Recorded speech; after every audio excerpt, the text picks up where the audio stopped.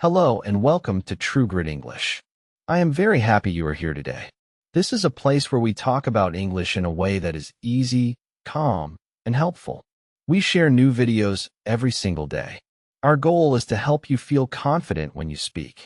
If you want to improve your English every day, please think about subscribing to our channel.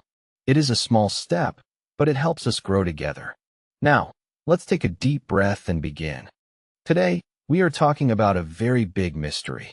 It is a mystery that many people in Korea and Japan know very well. Think about this person. Let's call him Minsu from Seoul.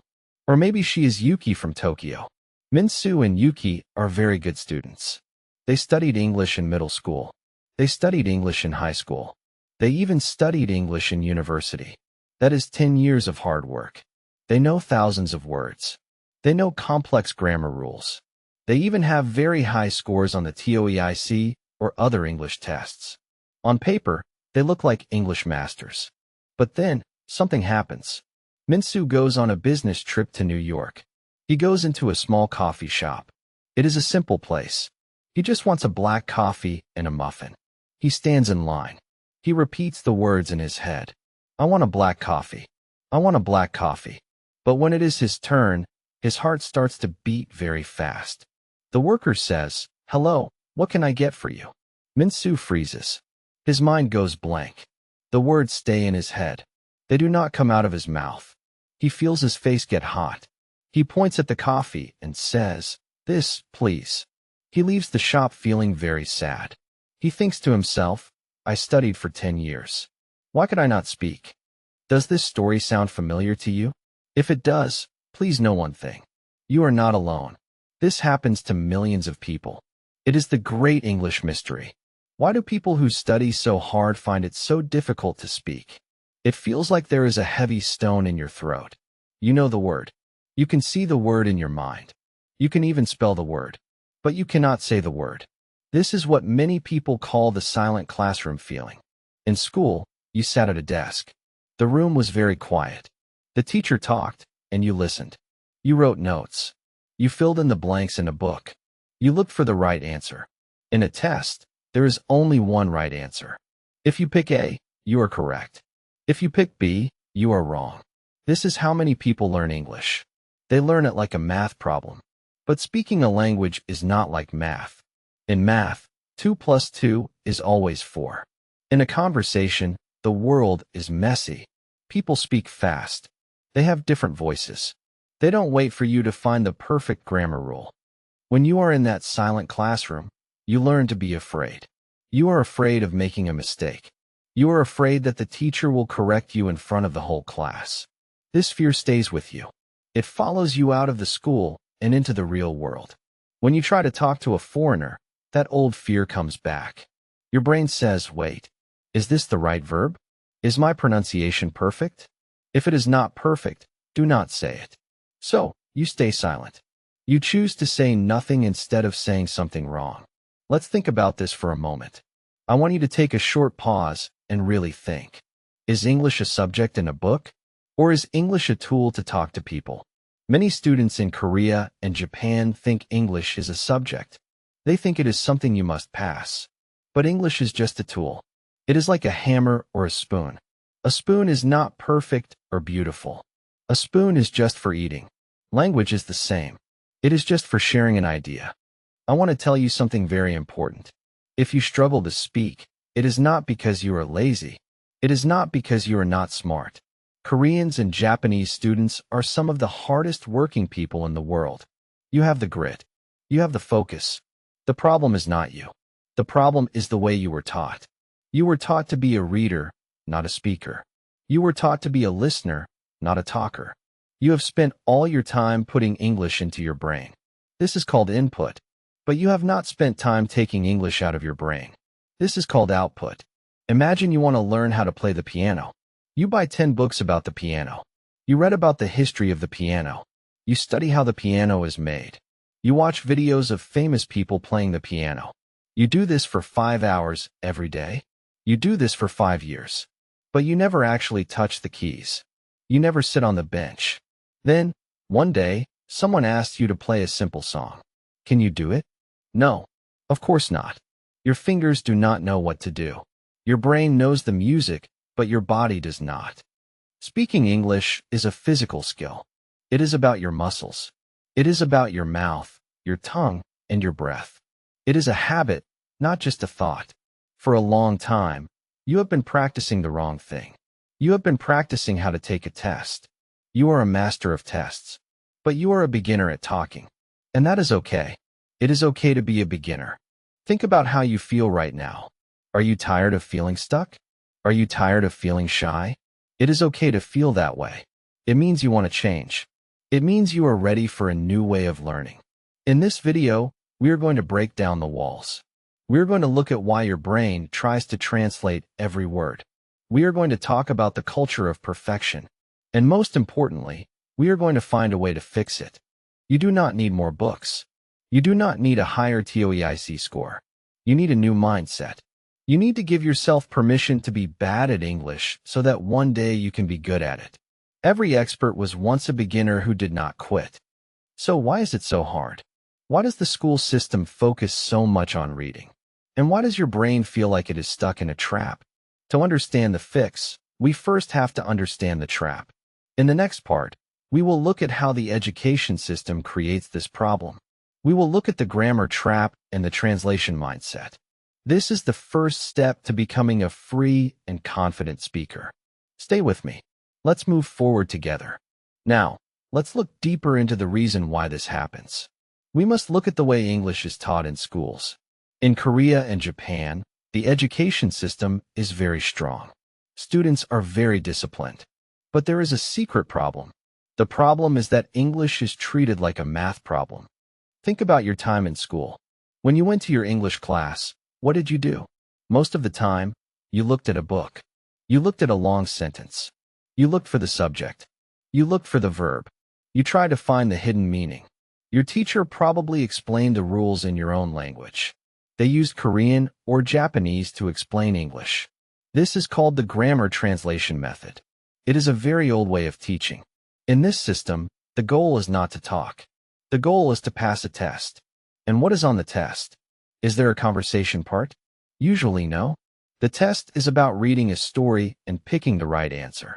It is about fixing a grammar mistake in a sentence. Because of this, your brain starts to think that English is a puzzle. You think that if you follow the rules, you will get the right answer. But people are not puzzles. Conversations are not math problems. Think about how a teacher grades a test. It is very easy to grade a piece of paper. The teacher can see exactly where you made a mistake. If you use the wrong word, you lose 5 points. If you forget an S at the end of a word, you lose 2 points. This makes you very careful. It makes you focus on every tiny detail. But when you focus on the details, you forget the big picture. The big picture is communication. Let's imagine something together.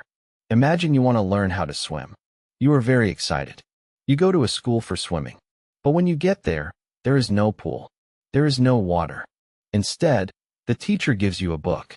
The book is 500 pages long. It explains how the water feels. It explains the science of how your arms move. It shows you pictures of famous swimmers. You study this book every day for 5 years. You memorize every page. You know more about swimming than anyone else. You can pass any test about swimming. Then, one day, someone takes you to the ocean. They push you into the water. What happens? You sink. You cannot swim. Why? Because you never practiced in the water. You only practiced with paper. This is exactly what is happening to English learners in Korea and Japan. You are studying the book about water, but you are not getting into the pool. Reading a book about swimming is not the same as moving your arms in the water. Reading a book about English is not the same as moving your mouth to speak. Now let's talk about another big problem. This is something I call the translation mindset.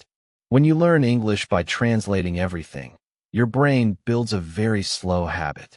Think about what happens in your head when someone asks you a question. First, you hear the English sound. Second, your brain translates those sounds into your own language. Third, you think of an answer in your own language. Fourth, you translate that answer back into English. And fifth, you try to say it. That is 5 steps for one simple sentence. That is too many steps. By the time you reach step 5, the conversation has moved on. The other person is waiting. You feel the pressure. You feel the stress. This is why there is a long silence when you try to speak. Your brain is like a computer that is trying to run too many programs at the same time. It gets hot, and then it stops working. Why do we do this?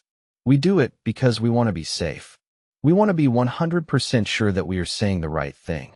We translate because we don't trust our English. We only trust our own language. But here's the truth. You cannot speak English well if you are always thinking in Korean or Japanese. You have to learn to link the English word directly to the object or the feeling. For example, when you see a red fruit, you should not think the word in your language and then say apple. You should see the red fruit and think apple. It must be a direct line. If you keep using the translation bridge, you will always be slow. And being slow makes you feel nervous. I want to ask you a question. When you were a child, how did you learn your first language? Did you have a grammar book? Did you have a teacher who gave you a test? No. You listened to your parents. You made a lot of mistakes. You said words wrong. Everyone laughed, but they laughed because it was cute, not because you were bad. You learn by doing. You learn by being in the water every single day. But as we get older, we forget how to learn like a child. We think we are too smart to make mistakes. We think we have to understand everything before we try it. This is a trap. It is the education trap. It tells you that you must be perfect. It tells you that English is a science. It is not. Take a moment to breathe. Think about your own English journey. How many hours have you spent reading? And how many hours have you spent speaking out loud? For most people, the difference is huge. It is like having one very strong arm and one very weak arm. Your reading arm is strong. Your speaking arm is very weak. To fix this, we have to change the balance. We have to stop treating English like a secret code that we need to translate. We have to start treating it like a physical skill. We have to be okay with being messy. We have to be okay with not having the perfect answer. This leads us to a very deep part of the problem. It is not just about the schools. It is also about the culture. In Korea and Japan, there is a very strong culture of perfection. There is a fear of losing face. This fear is like a wall. In the next part, we are going to talk about this wall. We will look at why perfection is the enemy of speaking, and we will find out how to tear that wall down. Don't go away. This next part is very important for your heart and your mind. We have talked about the school system. We have talked about the way we study. But now, we must talk about something even deeper. We must talk about what is happening inside your heart and your mind. There is a wall that stands between you and the English language. This wall is not made of books or grammar rules. It is made of a very strong feeling. That feeling is the fear of being wrong. In Korea and Japan, there is a beautiful culture of respect. There is a focus on doing things correctly and being polite. This is a wonderful thing in daily life. But when you are learning a new language, this culture can become a heavy weight. There is a common phrase people use. They talk about losing face. To lose face means to feel embarrassed in front of other people. It means you are worried that people will see your mistake and think you are not smart. Think about the last time you tried to speak English. Did you feel like everyone was watching you? Did you feel like they were waiting for you to make a mistake? In many East Asian cultures, making a mistake in public feels like a big failure. You feel like you have let yourself down. You feel like you have let your teacher down. Because of this, your brain tries to protect you. It tells you, if you are not sure it is perfect, do not say it. Stay safe. Stay silent. This is the wall of perfectionism. It is a very high wall, and it is very hard to climb. Many students in Seoul or Tokyo would rather say nothing than say a sentence with one small mistake. They want their English to be like a shiny, perfect diamond. But language is not a diamond. Language is more like a piece of clay. It is messy. You have to touch it and shape it with your hands. It gets under your fingernails. It doesn't look good at first. But that is how you make something beautiful. I want to talk about something I hear all the time. I call it the I am sorry syndrome. Have you ever started a conversation by saying, I am sorry, my English is very bad? Many people do this. They say it before they even try to speak. They say it because they want to lower the expectations of the other person. They are saying, please don't judge me. I know I am not perfect. But words have power. When you tell yourself your English is bad, your brain believes you. You are starting the conversation with a negative feeling. You are building the wall higher before you even start. Imagine if a professional runner stood at the start of a race and said, I am sorry, I am very slow. Do you think they would run well? No. They would already feel like a loser. When you apologize for your English, you are hurting your own confidence. You are telling your brain that mistakes are something to be ashamed of. Let's take a breath and think about this. Why are we so hard on ourselves? Let's look at a different example. Think about a small child. This child is learning how to walk. The child stands up, takes one step, and then falls down. What do the parents do? Do they get angry? Do they say, oh no, you made a mistake, you should be embarrassed? Of course not. They clap their hands. They smile. They say, good job, try again. The child does not feel bad about falling. The child does not think about losing face. The child just gets up and tries again. They fall 10 times, 20 times, 100 times. And because they are not afraid of falling, they eventually learn how to run. But as adults, we forget this. We stop clapping for ourselves when we fall. We start pointing the finger at our mistakes. We become our own toughest teacher. We carry a red pen in our minds, and we circle every mistake we make. I want to ask you a question. When you meet a person from another country who is trying to speak your language, what do you think? If a person from America goes to Tokyo and tries to speak Japanese, do you laugh at them? If they say a word wrong, do you think they are not smart? No. Usually, you feel happy. You think, wow, they are trying so hard to learn my culture. You don't care about their grammar. You are just happy that they want to talk to you. So, why do you think other people are judging you? The truth is, most people are not looking for your mistakes. They are just trying to understand your idea. They want to connect with you. They don't care if you use the wrong verb tense. They care about what you have to say. The wall of perfectionism is a wall that you built yourself. And because you built it, you are the only one who can pull it down. Let's think about what perfect English even means. I am a native speaker. But do I speak perfectly? No, not at all. I make mistakes every day. I forget words. I start a sentence and then change my mind in the middle. I say and all the time. If you listen to a native speaker in a movie or on the street, they are not perfect. They use broken grammar. They use simple words. Perfection is a dream. It does not exist in the real world. If you wait for your English to be perfect before you speak, you will be waiting for the rest of your life. You will be like the person who stays inside because they are afraid of the rain. You will miss the whole world. It is time to change how we feel about mistakes. We need to stop seeing mistakes as a sign of weakness. Instead, we should see mistakes as a sign of growth. A mistake is proof that you are trying. A mistake is proof that you are in the water, learning how to swim. Every time you say something wrong, you are actually one step closer to saying it right. I want you to try something. The next time you speak English, try to make one mistake on purpose. Yes, I am serious. Try to use the wrong word or a simple sentence. See what happens. You will realize that the world does not end. People will still understand you. You will still get your coffee. You will still make a friend. When you realize that the world doesn't move when you make a mistake, the wall starts to crumble. We have to move from a mindset of being correct to a mindset of being understood. We need to stop trying to be the best student and start trying to be a good communicator. In the next part, we are going to talk about how to do that. We will talk about the good enough mindset. We will look at how to use simple tools to say big things. This is where the fun begins. This is where you start to feel free.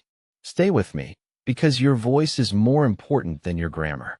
Let's keep going. We have talked about the school system and the fear of making mistakes. Now, I want to share a secret with you. This secret will change the way you look at English forever. The secret is this.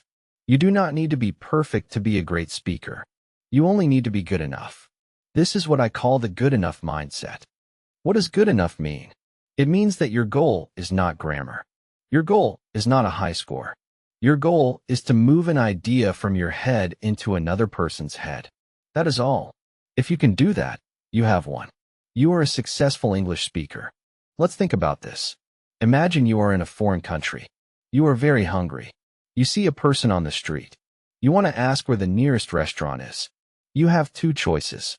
Choice number one is to try and say a perfect sentence.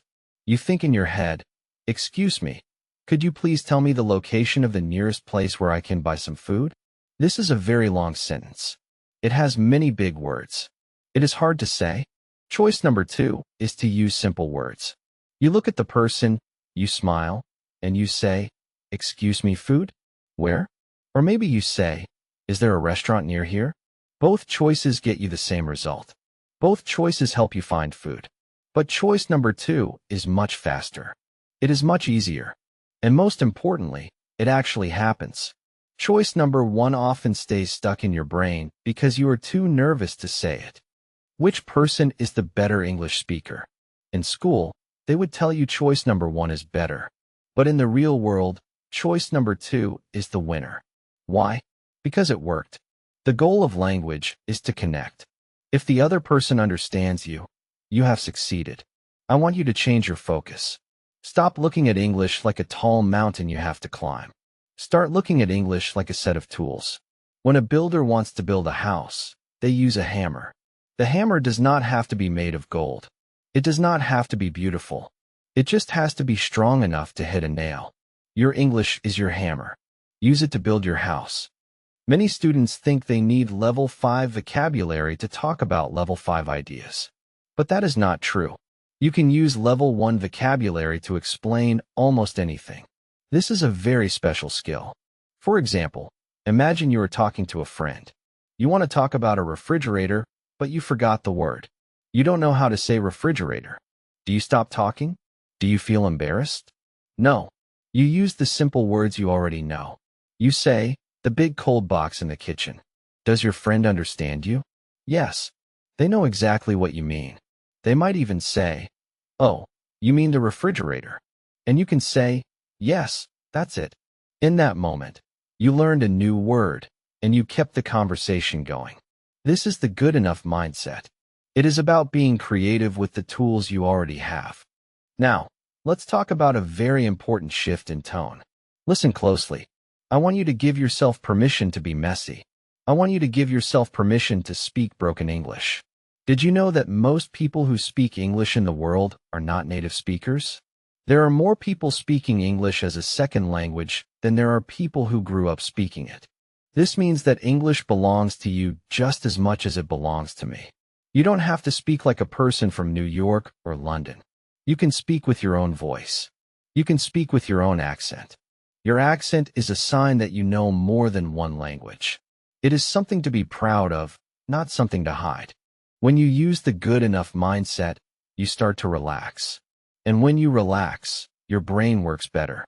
Your memory opens up. The words start to flow. When you are not trying to be perfect, you become more natural. People like talking to natural people. They don't want to talk to a textbook. They want to talk to you. But how do you practice this? How do you move from fear to confidence? You need a safe space. A safe space is a place where it is okay to be bad at English. This could be your bedroom. This could be your car when you are driving alone. It could be in front of a mirror. In your safe space, you are the boss. No one is judging you. No one is grading you. You can talk to yourself about your day. You can say simple things. I am eating an apple. It is a red apple. It tastes good. This might feel silly at first, but you are training your mouth muscles. You are training your brain to stop translating and start thinking in English. Another great safe space is a diary. Write 3 simple sentences every day. Don't worry about the spelling. Don't worry about the grammar. Just write. I went to work. It was busy. I am tired. That is good enough. You are using the language.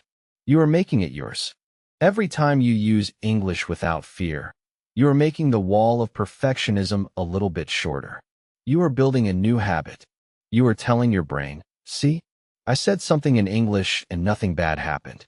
This is how confidence is built. It is built one small, messy sentence at a time. I want to ask you a question. What is one thing you want to say in English today? It doesn't have to be a big speech. It can be something very small. Maybe you want to say, I like this song. Or, the weather is nice. Say it out loud right now. Go ahead. It doesn't matter if no one hears you. Just feel the words in your mouth. You are doing it. You are speaking. It might not be perfect, but it is good enough. And good enough is exactly where you need to be. You have the tools. You have the heart. Now, you just need the practice. We have talked about the mindset. We have talked about the power of simple words. But now we need a plan. We need a way to change your daily routine. How do you move from just listening to actually talking every single day? In the final part of our video, we are going to talk about concrete strategies. We will look at the 80-20 rule and some easy habits you can start today. This is the path to freedom. Let's take the final step together. Stay with me for the last part. We have reached the final part of our journey today. You now know why the old way of learning doesn't work for speaking. You know that perfectionism is a wall that keeps you trapped. And you know that being good enough is the real goal of communication. But how do you start? How do you change your daily life right now? It all comes down to one simple rule. This is the 80-20 rule. Think about how you spend your time. Most students spend 80% of their time on what we call input. They listen to podcasts. They read news articles. They watch movies with subtitles. They spend only 20% of their time actually speaking. If you want to talk, you must flip this around. You need 80% output. What is output? Output is anything that comes out of you. Speaking is output. Writing is output. Even singing along to a song is output. If you have 30 minutes to study today, I want you to spend only 6 minutes reading. Spend the other 24 minutes talking out loud. I know what you are thinking. You are thinking, but who will I talk to? I don't have a teacher.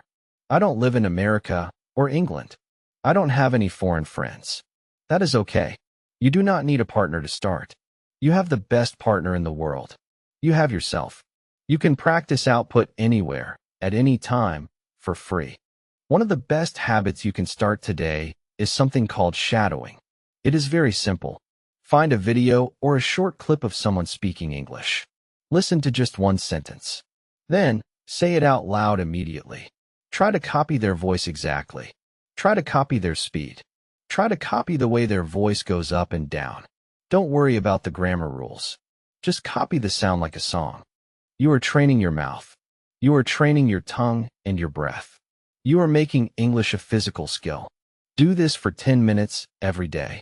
It is like going to the gym for your voice. At first, your mouth might feel tired. That is a good sign. It means you are building new muscles. Another great habit is self-talk. This is my favorite way to practice. Narrate your day like you are the main character in a movie. When you wake up in the morning, say, I am waking up now. I feel a little tired. The sun is bright today. When you are making your coffee, say, I am making my coffee. I like it with a little bit of milk. When you are walking to the bus stop, talk about the things you see. I see a blue car. I see a tall building. It feels strange at first. You might think, I look crazy talking to myself. But this is the most powerful way to build a direct link in your brain. You are connecting your real life to English words. You are cutting out the translation bridge. You are thinking and speaking at the same time. No one has to hear you. It is your own secret training ground. I want to take a moment and be very quiet. Let's take a deep breath together. Think about all the years you have spent studying English. Think about the thousands of words you have memorized. Think about the long lists of grammar rules you know. You already have the bricks. You have the wood. You have the glass for the windows. You have everything you need to build a beautiful house. But up until now, all those materials have just been sitting on the ground in a big pile. Studying grammar and reading books is just collecting more bricks. But speaking is the act of building the house. It is time to stop collecting more bricks. You have enough bricks. You have more than enough. It is time to start building. Even if the house is small. Even if the roof is a little crooked at first. A small house that you can actually live in is much better than a huge pile of perfect bricks on the ground. A simple conversation that works is much better than a perfect sentence that you are too afraid to say. You have the grit. You have the heart. You have already shown that you can work harder than almost anyone else in the world. Now, I want you to work in a new way. I want you to be brave. I want you to be messy. I want you to go out today and make a mistake on purpose. Be proud of that mistake. It is proof that you are finally using your tools. Don't let your English stay locked inside your head. Your thoughts are interesting, and your ideas are important. The world wants to hear what you have to say. Don't wait until you are perfect. Perfect is a lie. Real is much better. Your voice, with your accent and your simple words, is enough. Thank you so much for spending this time with me today. It has been a true pleasure to talk with you. We are all on this journey together. Every day is a new chance to find your voice and speak your truth. This is a slow process, but if you do a little bit every day, you will be amazed at how far you can go. Please remember to be kind to yourself. Clapping for your small wins is just as important as studying. If you said one sentence today, you are a winner. If you used one new word, you are growing. This is True Grit English. We believe in you. We believe in your hard work.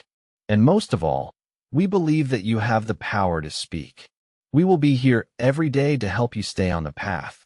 I want to leave you with one final thought to carry in your heart today. Look at your past tests.